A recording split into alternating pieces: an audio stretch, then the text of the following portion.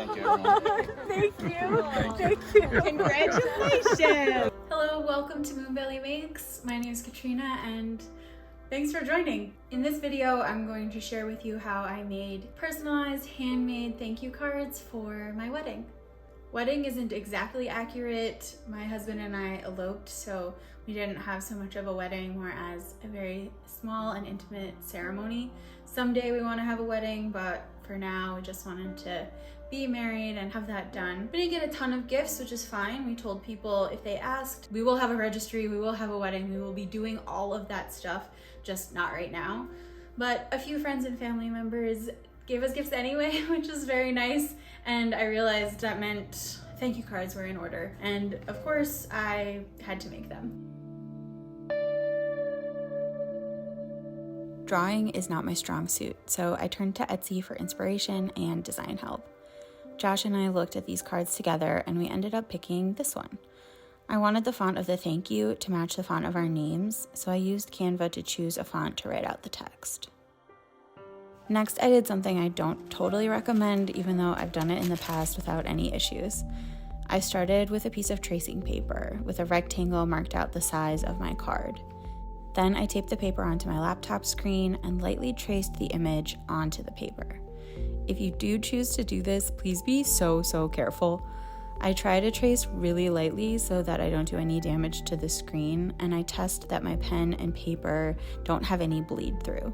I'm sure it's not a great thing to do for your computer, but I have found that doing it lightly and infrequently hasn't caused any issues, at least not yet. A quick disclaimer. Never copy another artist's work for anything commercial. It's not okay to do what I am doing for anything that you're going to sell or use as a logo, etc.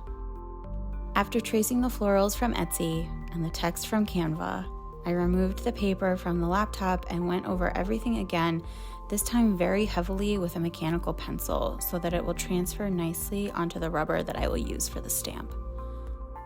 Then I flipped the paper over onto the stamping block and rubbed the paper into the block to transfer the graphite.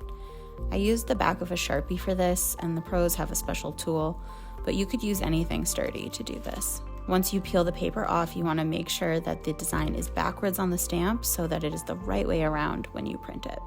I got out my carving knives, which I have 3 sets of for some reason, even though I only remember buying one. There are different sizes of blades in each set, so it's actually really helpful to have multiple handles so that you don't have to switch out the blade every single time. I end up going back and forth between the blades more than I would think. I start with the smallest blade to do the outlines and the detail work, and then once the outlines are done, I switch to the bigger blade to carve out more of the rubber with each pass. One of my friends introduced me to block carving when we made her wedding invitations a few years ago, and then I took a really awesome class on Creative Bug by Catherine Watson. Using these experiences, plus a fair amount of trial and error, I have come up with some tips for carving blocks like this. The first tip is to remember that this is a knife with a sharp blade. You want to make sure that you're always carving away from yourself and that your opposite hand isn't in the path of the knife, just in case it slips.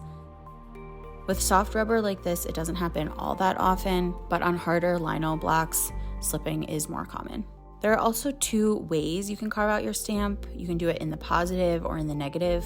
For the negative, you can carve your design out and leave the background as the part that will be inked. But for the positive, you carve it out in relief, where you carve the background away and the design itself is the part that will be inked. The relief look is usually what I'm going for, and definitely what I was going for here, but it is much harder to get clean lines. On that note, the final tip is to not hold the carving knife at a steep angle like it's a pen. This can cause the knife to cut down too deeply, and then it can get caught, which makes getting those clean lines really difficult. Instead, try holding the knife more parallel to the surface of the rubber so that it glides more across the surface rather than gouging down. This is true for all of the sizes of blades, but especially true for the smaller ones. When I saw the actual envelopes, I realized that I also wanted to make a stamp for the return address label. With this decision, I more than doubled the level of difficulty for this project because carving the text this small was really challenging. Our cats Jack and Pete are a huge part of our life and we love them very much, so I wanted to pay tribute to them by including them on these envelopes. I used Canva again, and Josh and I picked this design that we felt represented both of our boys the best. And then I did the exact same thing as I did with the card itself. I traced the design on my laptop, went over it in pencil, and then transferred it to the rubber before carving it out. Both of the stamps are done. There's the first one, and then the second one. I'm gonna blur out our address. Does that smell good? So the next step is to start printing. I'm going to do some test prints and make sure there's not any little areas that I need to carve out a little bit deeper. I have this piece of plastic. It's a nice reflection of the camera and the cat. Got my little purse of supplies here. I'm gonna use this black paint. I forget what it's called. There's a tool with a handle. You can kind of press down and make sure that all of the ink is really transferring onto your paper. I don't have one of those, but I have this paperweight and I just hold it like this and kind of rub it around. I've seen people use like a big spoon also. This is the other tool. This is called a brayer, and this is what will transfer the ink onto the stamp. I feel pretty confident about all of these parts except for lining everything up. I need to come up with a system that really makes sure everything is straight and not like a little bit crooked or a little bit off center. And I know there's ways to do that with taping things out, but I've never done this before. I've always just kind of eyeballed it, which maybe I could do, but I don't want to. So that's the plan. Let's try it. Then it was time to do the first test. I put some ink on the plexiglass and rolled the brayer across up and down and left and right, and then inked the stamp and used the paperweight to press the ink into the card. Maybe you can see there's a little too much ink. If you see like around the O, there's like a little ring. No cats on the ink, please. That should not be there. I know I put too much ink on my plexiglass. I'm gonna have to wash some off, which is sad. The other thing that I was looking for in this test, first of all, just to make sure that it looks good, which I think it does, but I wanted to see if there are any places that I needed to kind of carve out to make it cleaner.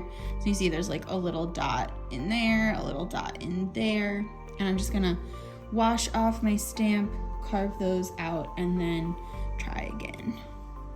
So I went through and carved away all the little extra bits before setting up my printing guide.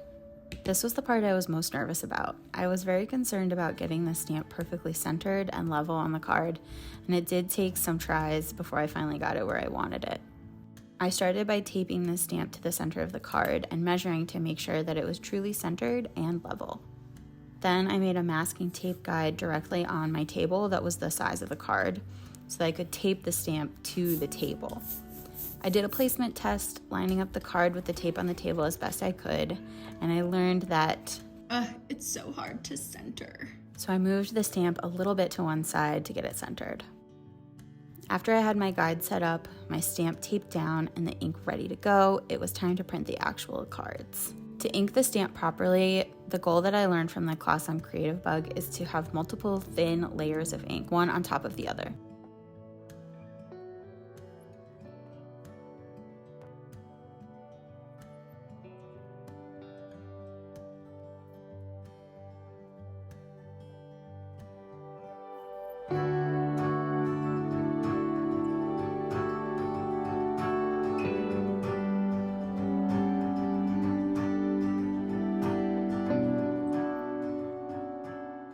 Okay, here's the update. I left out my little plexiglass that had ink on it, and Pete walked on the plexiglass, ruined a couple cards. I kept a couple that I thought were like still cute. Like, look, there's his little paw print, and this one has the paw print on the front. It's like his little signature. Remember how there was too much ink on my first test? This is the sound of the right amount of ink. It has like a sticky sound, almost like a hiss. That's what you want.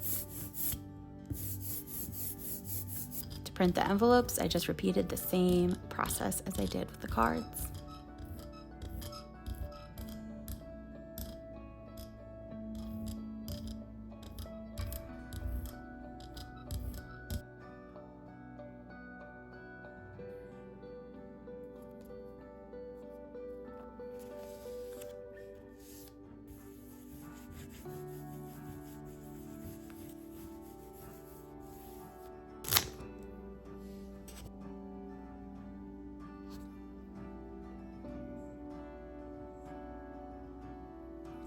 All right, I finished all of the envelopes. Now I just am gonna let them dry. They're probably mostly dry. I'm just gonna give them a little extra time just in case. And I'm gonna clean up the plexiglass right away so no cats walk on it. Cleaning up this water-based ink is super easy. Even if it dries a little bit, it just immediately hydrates if you get it in contact with water. But make sure you read the disposal and cleanup instructions of your specific ink. So Josh and I wrote out our small stack of cards. They are all ready to go. They just need stamps, and I have these cute otter stamps, little otters in the snow. And then I can put them in the mail, and then they're done.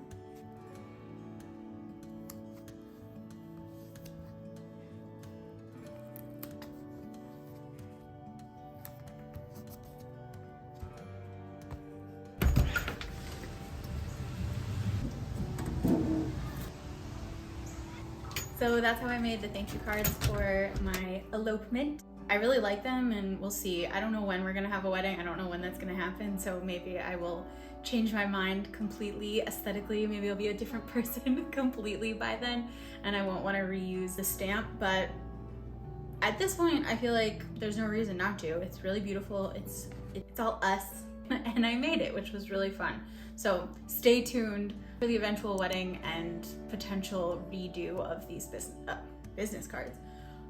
Thank you cards. For more details and to see the other projects that I've been working on, plus all of the like cooking and baking stuff that Moonbelly Makes also encompasses, you can head to my website. If you have any questions about how I did this, drop them in the comments and I'll get back to you. You can also DM me on Instagram and I can respond to you that way as well if you have any questions. Thanks for watching. Okay, bye. Hi. We got a babbler. Looks like